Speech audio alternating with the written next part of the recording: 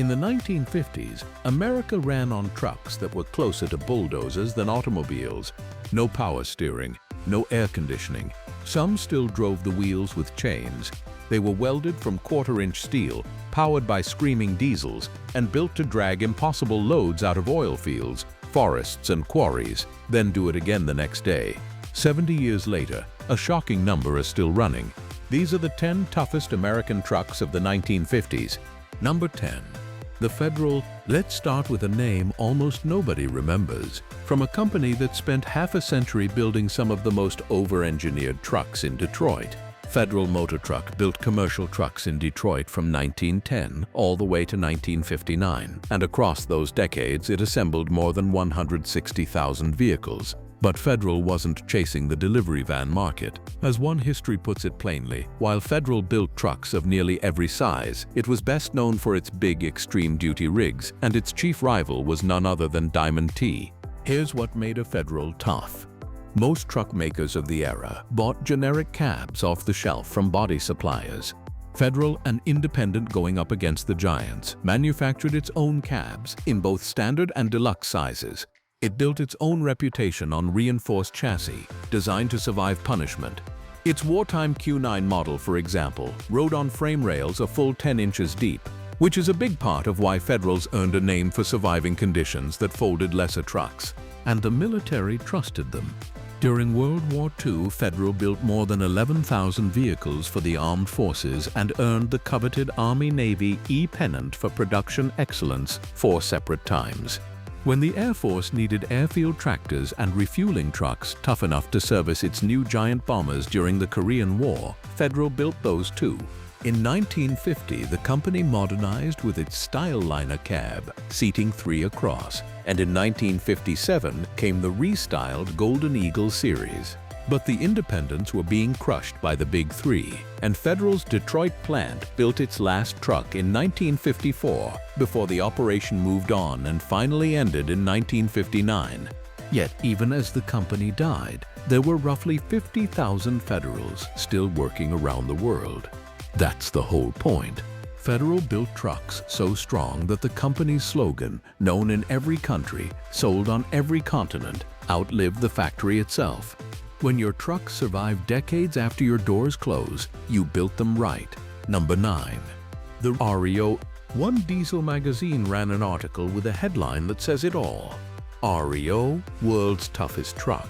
That reputation wasn't handed out lightly, and REO earned it in the hardest possible place, the battlefield. REO was founded in Lansing, Michigan, by Ransom Eli Olds, the same man who created Oldsmobile. In fact, REO is nothing but his initials. The company built trucks that were legendary for quality, and it manufactured most of its own engines. Its overhead valve Gold Comet 6s and, from 1954, a big Gold Comet V8 were so well regarded that when the White Motor Company bought REO in the late 1950s, a major reason was simply to get its hands on REO's engines to replace White's own outdated flatheads. But the truck that cemented REO's toughness legend was the M35, the deuce-and-a-half, the 2.5-ton 6x6 that became one of the most important military trucks in history. When the Army tested REO's design against a General Motors rival, the REO won. Powered by a Gold Comet engine and built with a rugged simplicity, the M35 proved more durable and more dependable, and it went on to become one of the most successful military vehicles in the world. Here's the part that lands it on a still working list. The M35, in all its variations, is still serving worldwide today, decades after it was designed. Its GM competitor was out of production by 1955, but the REO-designed Deuce soldiered on, and surplus examples are still hauling for civilian owners and off-road crews right now. That is the definition of tough. A truck design so fundamentally right that it outlived the company, outlived the Cold War, and is still turning its wheels 70 years later. REO's civilian fortunes faded through the 1950s. The company couldn't keep up in the heavy truck market and was absorbed into White, eventually becoming part of Diamond REO. But the engineering was never the problem. REO built one of the best and toughest trucks the U.S. military ever fielded, and the survivors are still out there proving it. The company that started with the man who put America on wheels ended by building trucks that refused to stop rolling. Number 8. The GMC Cannonball. Long before GMC built the famous aluminum cracker box, it built a big, brutal Class 8 hauler that truckers nicknamed the Cannonball, and it was the muscle of GM's post-war truck lineup. The Cannonball wasn't one model but a whole generation of GMC's top-tier heavy trucks that dated back to 1947 and ran through 1958. The star of the line was the 950 series, and it came in two forms: the DW950, a long-hood conventional tandem-axle tractor built for wide-open highway runs, and the DFW950, its cab-over engine counterpart. Both were designed to move serious freight, and both were powered by one of the great engines of the era, the Detroit Diesel 671, a screaming two-stroke that would become the soundtrack of American trucking. The nickname is a great story. These GMC 950 cabovers could be ordered with a small sleeper, and that little bunk let drivers make the extra-long, coast-spanning runs that defined the trade. Then in 1958, a Canadian television series called Cannonball put a 1954 GMC 950 cabover on screen every week, following a burly driver named Cannonball Mike Malone hauling rare and dangerous cargo. The show lasted only one season, but the nickname stuck to the truck forever. What makes the Cannonball tough is exactly what makes every truck on this list tough. It's pure mechanical iron. A Detroit two-stroke diesel is a rebuildable roadside serviceable engine with a service life measured in decades and no electronics to strand it. The chassis was built to Class 8 heavy freight standards at a time when that meant thick steel and simple, stout components. Drive through the back roads of the American West and you can still find them. There's a documented 1956 Cannonball GMC 630 cabover sitting in an old Idaho stone quarry among a row of surviving COE trucks, rusty but intact. These trucks were built during a fascinating stretch when General Motors was pouring real engineering ambition into heavy trucks, and the results were rugged enough to survive into the 21st century. The Cannonball was GMC flexing its muscle, a Detroit diesel-powered brute that hauled the heaviest loads of the 1950s and simply refused to disappear. Number 7. The Peterbilt Model 350. Before Peterbilt built the famous needle nose, it built the truck that put the company on the map on the West Coast, and it was a heavy-hauling workhorse from the ground up.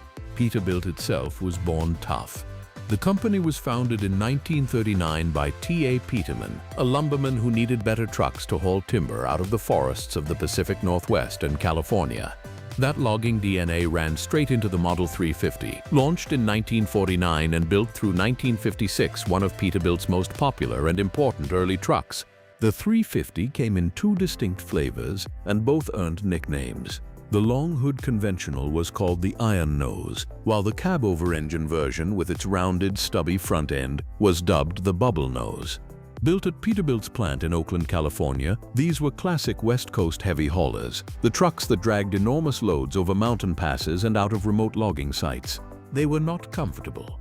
On the cabover, the engine sat directly under the driver, so a long run got loud and hot, and getting at that engine meant popping the hood and swinging the fenders outward to reach into a cramped bay. This was a machine built for work, not for pampering the driver. But work it did, and it laid the foundation for everything Peterbilt became. The 350 established the company's reputation for building stout, high-quality trucks that could take the punishment of the toughest hauling jobs in America. When the Model 350 gave way to the 281 and 351 in 1954 and beyond, it passed on a standard of durability that made Peterbilt the truck owner-operators dreamed of owning. And that toughness is exactly why 350s survive. Restorers and vintage truck people still bring bubble-nose 350s back to life and put them on the road, because these were simple mechanical, overbuilt machines with nothing to fail but the parts you can rebuild. One retired California trucker who spent his career hauling fuel counts a restored 1954 Peterbilt Bullnose among his prized survivors. 70 years on, the truck that a lumberman's company built to conquer the western forests is still standing. Proof that Peterbilt got it right from almost the very beginning. Number 6. The White 3000. Here's a truck from the company that was, at the time, the biggest name in American trucking. and it introduced an idea so good that every heavy truck on Earth eventually copied it. In the 1950s, the White Motor Company was the largest heavy-duty truck manufacturer in the United States, and it was so dominant that it spent the decade swallowing its toughest rivals whole: Sterling in 1951, Autocar in 1953, REO in 1957, and Diamond T in 1958, while also distributing Freightliner's trucks through its dealer network. When you talk about the toughest trucks of the 50s, you're often talking about companies that ended up under White's roof. But White's own trucks were landmark machines, and the standout was the White 3000. Introduced at the end of the 1940s, the 3000 was the world's first tilt cab. The entire cab lifted hydraulically to expose the engine underneath. That sounds minor until you understand what it meant for a working truck. Every other cab-over of the era forced a mechanic to fight the engine through tiny access panels from inside the cramped cab or by crawling underneath. The White 3000 let you tip the whole cab forward and get at everything. That single innovation is a durability story, because a truck that's easy to service is a truck that stays running. Faster repairs meant less downtime and a longer working life. And White's tilt cab idea was so obviously right that within a decade nearly every manufacturer had adopted it. The 3000 was also one of the best-looking trucks of its day, with clean, streamlined styling that still turns heads. But it was built as a serious workhorse, moving freight in cities and on highways across the country in enormous numbers, because White had the dealer and service network that the smaller independents could only dream of. White eventually faded and was absorbed by Volvo in the 1980s, but its fingerprints are on the entire industry. The company that built the White 3000 didn't just build a tough truck, it built the giant that kept the tough brands alive, and it handed every trucker after it the tilt cab that made heavy trucks possible to maintain for the long haul. In the 1950s, the road belonged to White. Number 5. The International R-Series. Here's a fact that surprises people. For much of the 1950s, the best-selling heavy truck brand in America wasn't Mack or Ford. It was International Harvester, and the truck carrying that crown was the R-Series.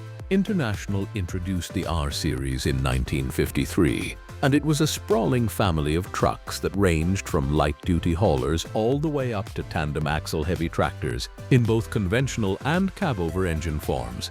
The company that had spent nearly a century building farm equipment knew exactly how to build machines that survive hard, dirty, relentless use. And the R-Series was everywhere, on farms, at construction sites, in quarries, and on the growing interstate system. At the top of the heavy range sat International's West Coast cabovers, built at its plant in Emeryville, California. These tall, narrow Emeryville trucks earned a reputation for exactly the quality that matters most on a truck: reliability and toughness. International advertised its heavy diesels as multi-million-mile haulers, and that wasn't hollow bragging. A hard-working over-the-road truck covers staggering distances, and these engines were built to reach the million-mile mark and keep going. What made the R-Series tough was International's whole approach. The company built a complete line of trucks largely from its own components rather than relying on outside vendor parts, and it engineered them for the vocational abuse its farm and construction customers dished out daily. Big International gasoline engines, the LV series, topped out at a massive 549 cubic inches, and Cummins diesels gave these trucks the low-end grunt to haul heavy loads over bad roads without complaint. The R-Series was so fundamentally sound that its heavy-duty versions stayed in production under evolving names well into the 1960s, and its Emeryville cabover would go on to become the best-selling American heavy truck for 4 straight years in the early 60s. That's the mark of a tough truck, a design so right that it defined an era and kept selling long after it should have been replaced. International built the R-Series to be the workhorse of a growing nation, simple enough for a farmer to fix and strong enough to run for decades. Millions of miles later, the survivors are still proof that the #1 truck brand of the 1950s earned the title honestly. Number 4. The Diamond T. They called it the Cadillac of trucks. But don't let the elegance fool you. Underneath the chrome, a Diamond T was one of the toughest, most overbuilt machines on the road. Diamond T was founded in Chicago in 1905 by a man named C.A. Tilt, And the name came from his father's shoemaking business, a big T for tilt, framed inside a diamond that stood for quality. That obsession with quality defined everything the company made. Where other builders cut costs, Diamond T over-engineered its trucks and finished them to a standard that looked more like a luxury car than a work truck, right down to the sled dog hood ornament. But the toughness was real, and the military proved it. During World War II, Diamond T built the legendary 980 and 981 tank transporters, massive prime movers that could drag a broken-down Sherman tank weighing over 100,000 pounds off a battlefield. When your trucks are trusted to recover tanks under fire, nobody questions your durability. Through the 1950s, Diamond T's heavy conventionals carried that DNA. Premium, powerful, and built like vault doors, powered by stout six-cylinder gas and Cummins diesel engines. These were trucks bought by operators who wanted the best and intended to run it forever. And here's the proof that a Diamond T runs forever. In 1998, Heavy Duty Trucking magazine held an oldest working truck contest to mark its centennial. The winner was a restored Diamond T from 1936, and at more than 60 years old, that truck was still hauling a van trailer across the Midwest for a packaging company. Not parked in a museum, working. Think about that standard. A truck built before World War II, still earning freight money at the turn of the millennium. There is no truck rolling off a line today that anyone expects to be commercially hauling in the 2080s. The Diamond T did it because it was built like a bank vault that happened to have wheels. White Motor bought Diamond T in 1958, and the proud old brand ended with the 1966 model year. But the 1950s Diamond Ts remain among the most beautiful and durable trucks ever built in America. Living proof that the Cadillac of trucks was never just about the chrome. It was about building something that simply would not quit. Number 3. The Kenworth Bullnose. Now we head to the Pacific Northwest, where Kenworth built its reputation the hard way on muddy logging roads, and then built a cab over so tough it went to war against the deserts of Arabia. Kenworth's story starts in the forests. The company was building custom trucks in Seattle by 1923, specifically to conquer the rugged, muddy logging roads of the Northwest. And loggers swore by them because they were rugged and reliable when nothing else would survive. In 1948, Kenworth channeled all of that into its famous Bullnose, the 500 series, the first new post-war cab-over-engine truck, named for the shape of its stubby front end. The Bullnose was built for work, not comfort. The cab was rigidly fixed to the frame. It didn't tilt, so servicing the engine meant reaching in from the cockpit or crawling underneath. It came as the 521, the 523, and the 524 in day cab and sleeper versions, and it was built at Kenworth's plant on Marginal Way in West Seattle right through to the late 1950s. Then came the oil. In the early 1950s, the Arabian-American oil company Aramco needed trucks tough enough to survive the brutal oil deserts of Saudi Arabia, and it turned to Kenworth. The order was staggering: 1,700 Model 853 oilfield trucks. Kenworth became a global oilfield legend on the strength of machines that could work in remote deserts, on the North Dakota and Texas oil patches, and in any hellish environment you could name. By 1951, exports made up around 40% of Kenworth's sales. But here's the single fact that puts the Bullnose near the top of this list. One surviving Bullnose Kenworth, a truck owned by the Jessup Company, has logged more than 4 million miles. 4 million. Let that sink in. Most modern trucks are considered high mileage at 1 million and worn out well before 2. That is what Kenworth toughness means. These were custom-built trucks, hand-engineered for the specific brutal job in front of them, with mechanical drivetrains you can rebuild forever. From the logging roads of Washington to the oil deserts of Arabia, the Bullnose proved it could go anywhere and work indefinitely, and the 4 million-mile survivors are still out there to prove it. Number 2. The Sterling. This is the truck that refused to move on. While the rest of the industry modernized, Sterling kept building trucks with chains driving the wheels, because for the toughest work on earth, nothing else was better. Sterling was one of the great old names in American trucking, tracing back to 1907 in Milwaukee, when it started as the Sternberg Motor Truck Company. The name changed to Sterling in 1916 amid the anti-German sentiment of World War I. and the company built its entire identity on one idea: rugged, well-engineered heavy trucks for the most punishing jobs there are: mining, construction, and logging. And Sterling did it with engineering that was almost stubbornly extreme. Two hallmarks set these trucks apart. First, the frames. Sterling didn't just use steel rails. It pressed solid oak fillers into the steel chassis to add strength and to deaden the road shock of the brutal off-road work these trucks did. A wood-reinforced steel frame sounds strange today, but it made for an incredibly tough, resilient backbone. Second, and most famously, Sterling kept using chain drive to the very end of production, long after every other highway truck maker had abandoned it. There was a hard engineering reason. Chain drive gave a truck the massive gear reduction it needed to crawl under enormous loads at low speed, exactly what you want in a pit truck working a construction site, a logging landing, or a mine. A Sterling wasn't built to go fast. It was built to move immovable objects, slowly and relentlessly, forever. These were purpose-designed, heavy-duty machines from the ground up, never beefed-up car frames powered by big Continental and Cummins engines and trusted by the military, which used Sterlings as crane carriers and specialized haulers.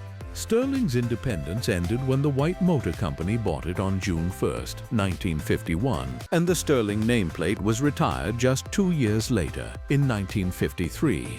That short window makes early 50s Sterlings rare survivors, but survivors they are because a truck built with an oak-reinforced frame and chain final drive was built to outlast almost anything. Sterling was the truck maker that looked at the toughest work in America and decided the old, brutal, proven way was still the best way.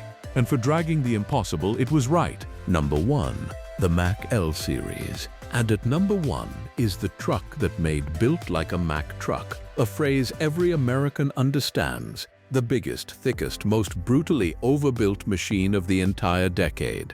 The Mack L-Series was introduced in 1940 and built all the way through 1956, and some 35,000 of them went to work. Even when they were new, they looked old, upright, squared off, and unapologetically industrial. And that was the point. As one observer put it, the metal on these beasts is of a very thick gauge. They were built for pulling power and durability, not speed or grace. Out west, the L-Series became a legend in a specific form, the LT. Built for the mountainous western states, the LT had dual rear axles, longer wheelbases, a bigger hood, and lightweight aluminum components to maximize payload. Loggers and long-haul truckers waxed poetic about their LTs because a Mack simply did not quit on a mountain grade. Power came from Mack's own END 672 diesel, a 672 cubic inch straight six built around a licensed German Lenova combustion chamber that emitted a distinctive guttural growl, or from big Cummins diesels.